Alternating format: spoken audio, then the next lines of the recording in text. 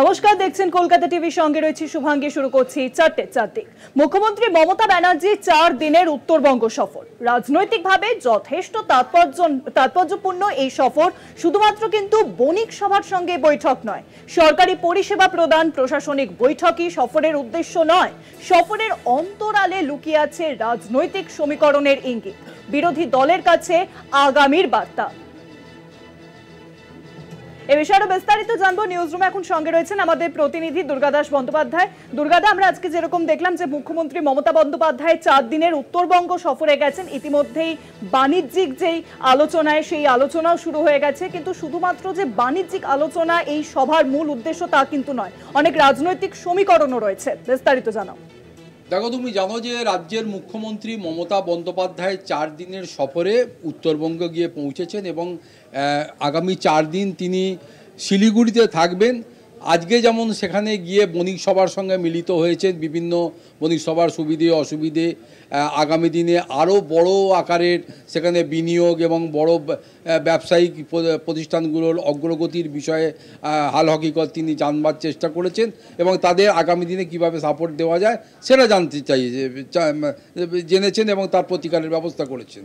পাশাপাশি আগামীকালকে যেমন রয়েছে রাজ্য সরকারের পক্ষ থেকে পরিষেবা প্রদান অনুষ্ঠান, পরশু রয়েছে অ্যাডমিনিস্ট্রেটিভ বৈঠক, এগুলো তো রয়েইছে, কিন্তু এই 4 দিনের তার যে লিখিত যে পরিকল্পনা যেটা করে তিনি উত্তরবঙ্গে গেছেন, যে কর্মসূচি নিয়ে গেছেন, তার অন্তরালে কিন্তু একটা বড় রাজনৈতিক পার্সপেক্টিভ লুকিয়ে আছে বলে মনে করছে এ রাজ্যের রাজনৈতিক মহল। কারণ জন বার্লাকে সম্প্রতি তুমি জানো যে এই বিজেপি ছেড়ে তৃণমূল কংগ্রেসে যোগদান করেছেন কেন্দ্রের বা এক্স কেন্দ্রের মন্ত্রী জন বার্লা, এবং তাকে সঙ্গে করে নিয়ে বলতে পাওয়া যায় যে গোদা বাংলায় বললে তাকে বগলদাবা করে নিয়ে মুখ্যমন্ত্রী এই উত্তরবঙ্গ জুড়ে ঘুরতেন এবং বিভিন্ন জায়গায় অ্যাডমিনিস্ট্রেটিভ বৈঠক থেকে শুরু করে সব জায়গাতেই জন বার্লাকে নিয়ে মুখ্যমন্ত্রী মুভ করছেন। এর কারণটা কি?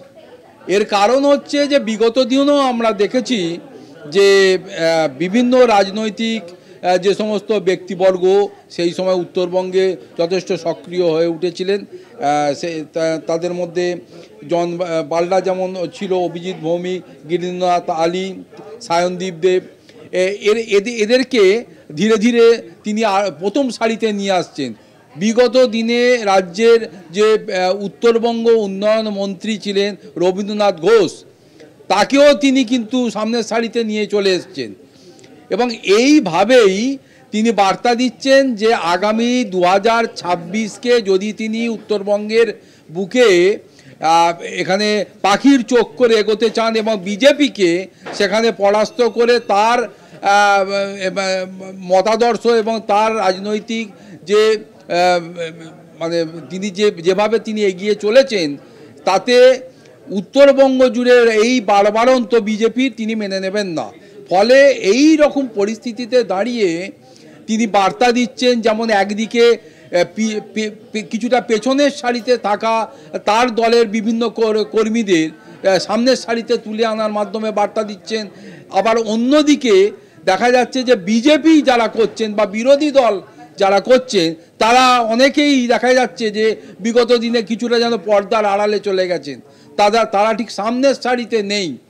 এই রকম পরিস্থিতির মধ্যে দাঁড়িয়ে আমরা দেখতে পাচ্ছি যে আস্তে আস্তে অনেককেই, সে বিজেপির হতে পারে, সেটা বামপন্থী হতে পারে, তাদের দলের অনেককেই ইতিবাচক একটা বার্তা তিনি দিচ্ছেন যে তারা যেন কোনোভাবে আগামী দিনে এই মানুষের স্বার্থে, উত্তরবঙ্গের উন্নয়নের স্বার্থে তিনি যে গতিপথ ধরে চলেছেন তার অংশ হয়ে তারা আসুক। যদিও তিনি প্রকাশ্যে বলছেন না, কিন্তু এই বার্তাটা রাজনৈতিক মহল মনে করছেন যে মুখ্যমন্ত্রী সমগ্র উত্তর বঙ্গ জুড়ে এই সমস্ত বিরোধী রাজনৈতিক দলের এইরকম পিছিয়ে পড়া বা পিছড়ে বর্গ হয়ে পড়া যে সমস্ত নেতারা রয়েছেন তাদের কাছে রাখছেন। ফলে এটা কিন্তু একটা বড় তাৎপর্যপূর্ণ, শুধু সেখানে নয়, শুধু সমতলে নয়, এটার পাশাপাশি তিনি কিন্তু দার্জিলিংয়ে যে যারা রয়েছেন বিগত দিনে গুরুং থেকে শুরু করে বিনয় তামাং থেকে শুরু করে যারা রয়েছেন তাদের কাছেও কিন্তু ইনডাইরেক্টলি রাজনৈতিক একটা বার্তা পাঠাবার চেষ্টা করছে যে মূল স্রোতে ফেরো, মানুষের জন্য কাজ করো, উন্নয়ন প্রক্রিয়াকে এগিয়ে নিয়ে চলো, আমি সাথে আছি, আমার সরকার সাথে আছে। এই বিষয়টা আগামী 2026-এর লক্ষ্যে যিনি পাখির চোখ করে উত্তরবঙ্গে নিজে গেছেন, সঙ্গে করে যদিও অরূপ বিশ্বাসকে নিয়ে গেছেন, কারণ বিগত দিন থেকে এখনো পর্যন্ত অরূপ বিশ্বাস উত্তরবঙ্গের সাংগঠনিক দায়িত্বে তিনি রয়েছেন, তবুও মুখ্যমন্ত্রী মনে করছেন যে শুধুমাত্র অরূপ বিশ্বাসের কে দিয়ে হবে না, এই বিষয়টাকে করতে গেলে তাকে নিজেকে যেতে হবে, নিজেকে গিয়ে তাকে বা তার দলকে সেখানে প্রতিষ্ঠিত করতে হবে।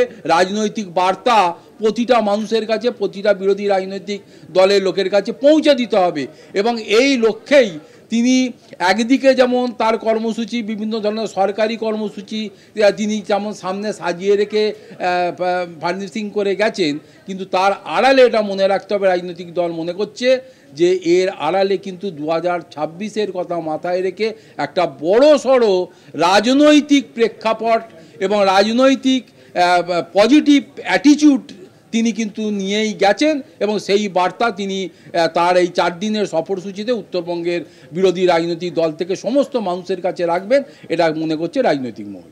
অনেক ধন্যবাদ দুর্গাদা। বিজেপি যেমন শক্ত ঘাঁটি উত্তরবঙ্গ, কিন্তু 2026-কে পাখির চোখ করে ইতিমধ্যে বিধানসভা নির্বাচন শুরু করে দিয়েছেন। 4 দিনের উত্তরবঙ্গ সফরে গেছেন মুখ্যমন্ত্রী মমতা বন্দ্যোপাধ্যায়। বাণিজ্য সম্মেলনে তিনি যোগ দিয়েছেন, কিন্তু সকলেই মনে করছে রাজনৈতিকভাবে এই যে 4 দিনের উত্তরবঙ্গের সফর তা খুবই তাৎপর্যপূর্ণ। সরকারি পরিষেবা প্রদান, প্রশাসনিক বৈঠকে সফরের উদ্দেশ্য কিন্তু নয়, রাজনৈতিক যে পরিকল্পনা রয়েছে তা তাৎপর্যপূর্ণ বলে মনে করা হচ্ছে রাজনৈতিক মহলে। রাজনৈতিক মহল সূত্রে এমনটাই খবর। মুখ্যমন্ত্রী মমতা বন্দ্যোপাধ্যায় ইতিমধ্যেই 4 দিনের উত্তরবঙ্গ সফরে গেছেন। ইতিমধ্যেই যে বাণিজ্য সম্মেলন, সেই সম্মেলনের বৈঠক শুরু হয়ে গেছে, কিন্তু সকলেরই মনে হওয়া 2026-কে পাখির চোখ করে এই সফর। বিজেপির শক্ত ঘাঁটি উত্তরবঙ্গ, কিন্তু সেই উত্তরবঙ্গকেই এবার পাখির চোখ। বিধানসভা নির্বাচনের আগে এই উত্তরবঙ্গকে পাখির চোখ করছেন তৃণমূল নেত্রী মমতা বন্দ্যোপাধ্যায়।